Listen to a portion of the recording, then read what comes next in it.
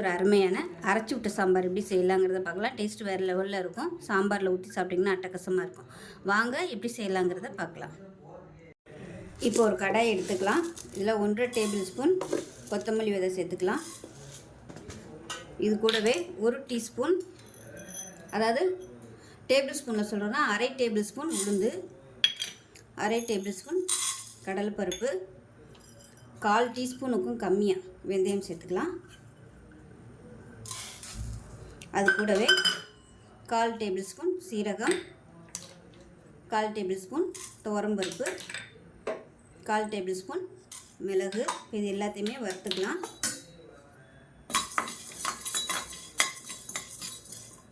இப்போ இதில் ஒரு 9 வரமிளகாய் சேர்த்துக்கலாம்.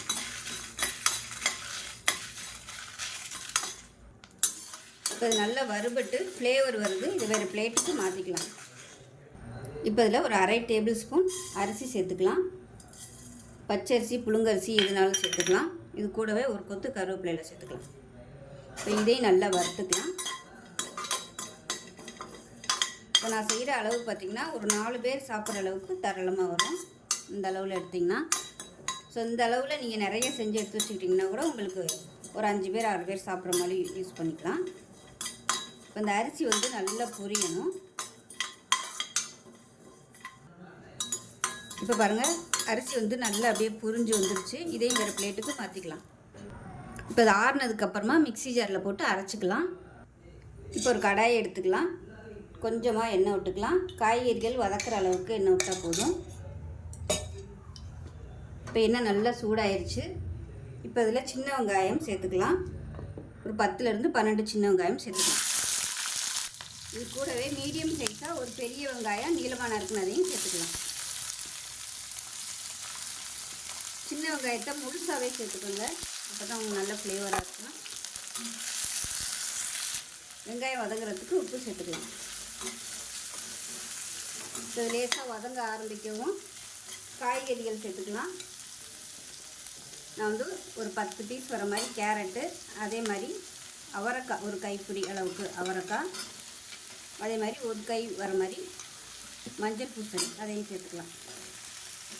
அதே மாதிரி ஒரு கை வர மாதிரி முள்ளங்கி, முருங்கைக்காய் இருந்தாலும் சேர்த்துக்கோங்க, நல்லாயிருக்கும். இப்போ இதையும் சேர்த்து வதக்கிக்குவோம். இது கூடவே 2 கத்திரிக்காய் நறுக்கி வச்சுருக்கேன், அதையும் சேர்த்துக்கலாம். இப்போ பாருங்கள், நல்லா வதக்கியாச்சு. இப்போ மீடியம் சைஸாக 2 தக்காளி, பெரிய தக்காளியாக இருந்துச்சுன்னா 1 சேர்த்துக்கோங்க. இப்போ இதையும் சேர்த்து வதக்கிக்கலாம். இப்போ பாருங்கள், தக்காளி எல்லாமே லேசாக வதங்க ஆரம்பிச்சிடுச்சு. இப்போ தண்ணி ஊற்றி வேக விட்டுக்கலாம். முங்குற அளவுக்கு தண்ணி சேர்த்துக்கலாம். தண்ணி சேர்த்து இது நல்லா வேகட்டும், காய்கறிகள் எல்லாமே. இதே நீங்கள் குக்கரில் தாளித்து விட்டிங்கன்னா மூடி விட்டுட்டு நல்லா ஒரு விசில் விட்டிங்கன்னா உங்களுக்கு எல்லாமே நல்லா வெந்துடும். இப்போ இது வந்து கொதிக்கட்டும்.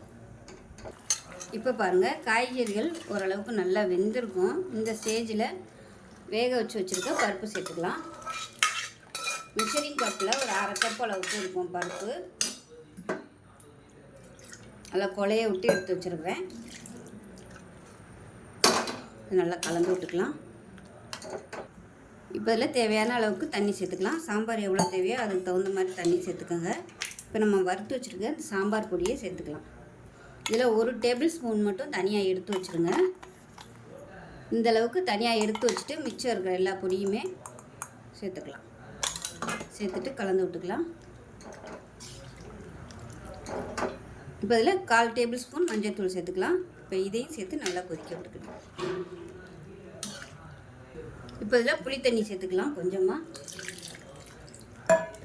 இது எல்லாம் கலந்து விட்டுட்டு கொதிக்கட்டும்.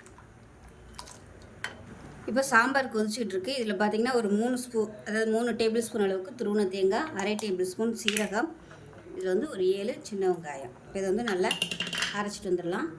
இப்போ இதில் காரம் கம்மியாக இருக்குது, அதனால் 1 டேபிள் ஸ்பூன் அளவுக்கு நான் மிளகாத்தூள் தனியாக சேர்த்துக்கிறேன். நீங்கள் வரமிளகாய் சேர்க்கையில் கொஞ்சம் எக்ஸ்ட்ரா சேர்த்துக்குங்க. இப்போ பாருங்கள், சாம்பார் நல்லா கொதிச்சிருச்சு. கொஞ்சம் அப்படியே கெட்டியாகவும் ஆயிடுச்சு. அதே சமயம் நல்ல வாசனை வந்துகிட்ருக்கு. இப்போ நம்ம அரைச்சி வச்சுருக்க இந்த தேங்காய் பேஸ்ட்டை சேர்த்துக்கலாம். இப்போ மிக்ஸி அலசிட்டு அந்த தண்ணியை சேர்த்துக்கலாம். கண்டிப்பாக தேங்காய் சேருங்க, அப்போ தான் உங்களுக்கு அந்த டேஸ்ட்டு கிடைக்கும். டேஸ்ட்டும் நல்லா ஃப்ளேவராகவும் இருக்கும். இதை நல்லா கலந்து விட்டுக்கலாம். உப்பு பத்தலை, கொஞ்சமாக உப்பு சேர்த்துக்கலாம். இப்போ பாருங்கள், தேங்காய் அரைச்சி ஊற்றி சூப்பராக ரெடி ஆயிடுச்சு. நல்லா கமகமன் வாசனையாக இருக்குது. இதில் முருங்கைக்காய் சேர்த்திங்கன்னா சூப்பராக இருக்கும் வாசனை. இப்போ வந்து தாளிப்பு கொடுத்துக்கலாம். இப்போ ஒரு தாளிக்கிற பேன் எடுத்துக்கலாம். அதில் ஒரு 3 டீஸ்பூன் போல் எண்ணெய் விட்டுக்கலாம். இப்போ எண்ணெய் நல்லா சூடாகிடுச்சு. 1 டீஸ்பூன் போல் கடுகு சேர்த்துக்கலாம். 1 டீஸ்பூன் உளுந்து சேர்த்துக்கலாம். கொஞ்சமாக சீரகம் சேர்த்துக்கலாம். அதோட ஒரு 4-5 வெந்தயம் சேர்த்துக்கலாம். சின்னதாக ஒரு 5 வரமிளகாய் சேர்த்துக்கலாம். இது கூடவே சின்ன வெங்காயம் பொடியாக கட் பண்ணிவிட்டு சேர்த்துக்கலாம். இது கூடவே ஒரு 2 பச்சை மிளகாய் சேர்த்துக்கலாம். நான் வந்து சாம்பாரில் போட மறந்துட்டேன், அதனால் இதில் போட்டிருக்கேன். இந்த வெங்காயம் நல்லா ப்ரௌன் கலரில் வதங்கணும், அந்த அளவுக்கு வதக்கிக்கலாம்.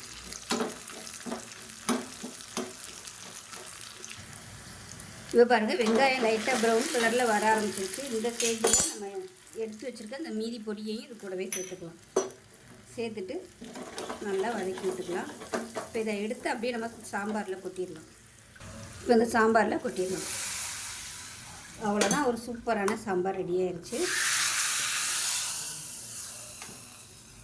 இப்போ இது மேலாப்பில் பெருங்காயம் சேர்த்துக்கலாம். அந்த சூட்டிலே வந்து சரியாயிடும். இந்த மாதிரி பெருங்காயம் சேர்க்கும்போது தான் நல்ல வாசனையாக இருக்கும். நல்லா கலந்து விட்டுட்டோம்னா சூப்பரான சாம்பார் ரெடி ஆயிடுச்சு. இது ஆறுச்சுன்னா நல்லா இன்னும் கெட்டியாகவே வரும். ஸோ டேஸ்ட்டு வேறு லெவலில் இருக்கும். முருங்கைக்காய் மட்டும் போட்டிங்கன்னா அவ்வளோ அட்டகாசமாக இருக்கும். ஸோ இதே மாதிரியே செஞ்சு பாருங்கள். செஞ்சு பார்த்துட்டு எப்படி இருந்துச்சுங்கிறத சொல்லுங்கள். வீடியோ பிடிச்சிச்சின்னா லைக் பண்ணுங்கள், கமெண்ட் பண்ணுங்கள், சேனலை சப்ஸ்கிரைப் பண்ணுங்கள், பக்கத்தில் பெல் பட்டனையும் ப்ரெஸ் பண்ணுங்கள். நன்றி.